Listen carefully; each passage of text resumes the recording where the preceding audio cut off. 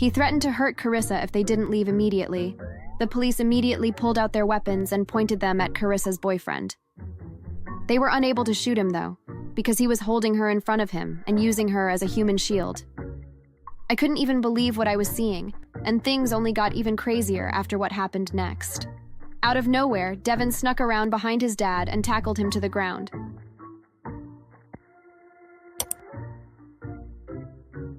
Hi, my name is Casey, and I just recently turned 29 years old. I work as a caregiver at a nursing home, and I love it because it is an extremely fulfilling job. The only thing is that I work crazy long hours, and it affects my mental health sometimes. What I do from time to time after work to help with my mood is I go to my favorite ice cream shop and get a large chocolate banana sundae. This helps me because I have a crazy sweet tooth and I love candy and ice cream. Anyways, it was one of those days and I had just got off work, and all I wanted to do was get my sundae and go home and rest. When all of the sudden, as I was in line for my ice cream, a little kid cut me in line and started yelling at me. Get out of my way, you fat pig. You don't need any ice cream. I'm cutting you. I want my ice cream first. Whoa, watch your mouth. That is not appropriate at all. Where is your mother? I hate my mother. She sucks. And so do you. Now get out of here, you fatty. I was astounded at how horrible this little kid was being, and I didn't know what to do. I flagged down the manager, and he came over to see what I wanted. I told him that this child was here unattended, and I recommended that he finds his mother. When the little boy heard me say this, he got very angry.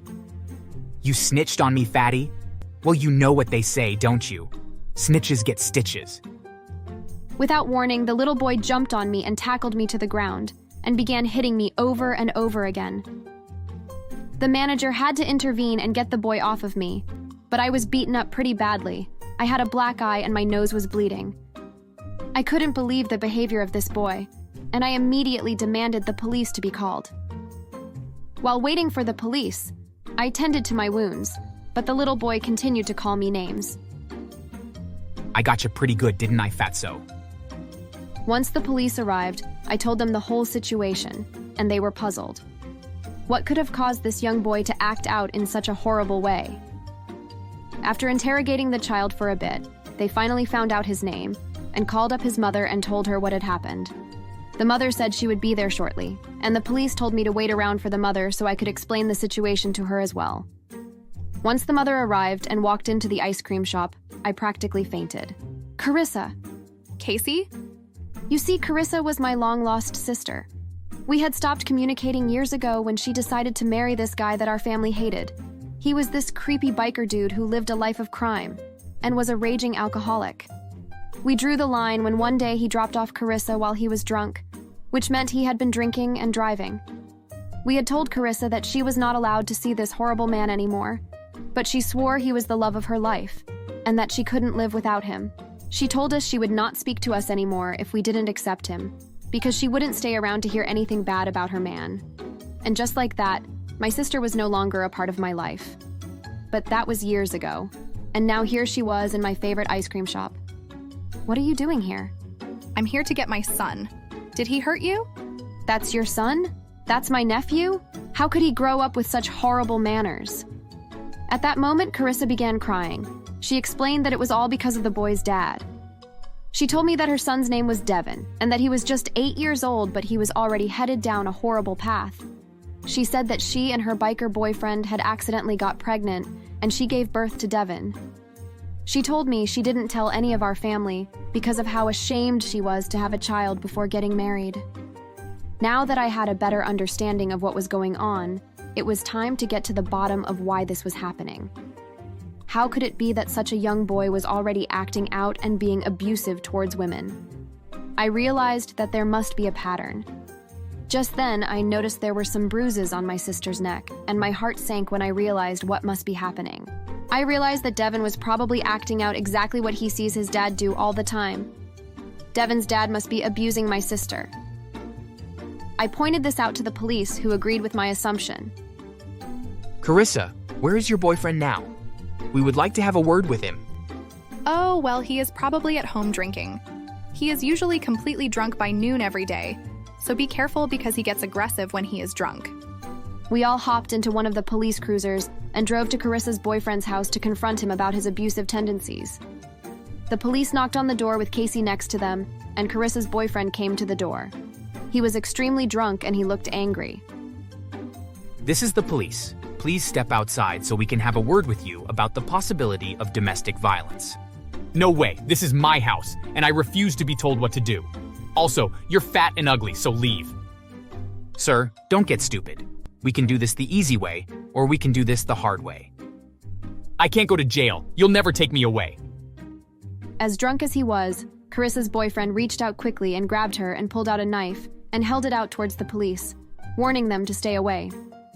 He threatened to hurt Carissa if they didn't leave immediately. The police immediately pulled out their weapons and pointed them at Carissa's boyfriend. They were unable to shoot him, though, because he was holding her in front of him and using her as a human shield. I couldn't even believe what I was seeing, and things only got even crazier after what happened next. Out of nowhere, Devin snuck around behind his dad and tackled him to the ground. Once he was on the ground, the police rushed over and handcuffed him, and immediately made sure Carissa was okay. Oh my gosh. Carissa, are you okay? Yes, I'm okay now.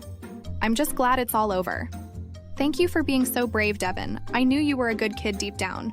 The police acknowledged Devin's good deed and told him he had done well. But then they asked me the awkward question I was waiting for. They asked me if I wanted to press charges for the attack carried out on me by Devin. I decided that in light of everything that had just happened, and the fact that Devin just saved my sister's life, that I wouldn't press charges. Devin was happy to hear that I was giving him a second chance, but I knew I had to talk to him. So I'm not going to jail. Not today, Devin. But listen to me very closely. If you ever attack a woman again, just know that there will be serious consequences. This is not a joke, and not something you can take lightly. If you don't straighten your life out, you will end up just like your dad, and you don't want that, do you? No, I don't.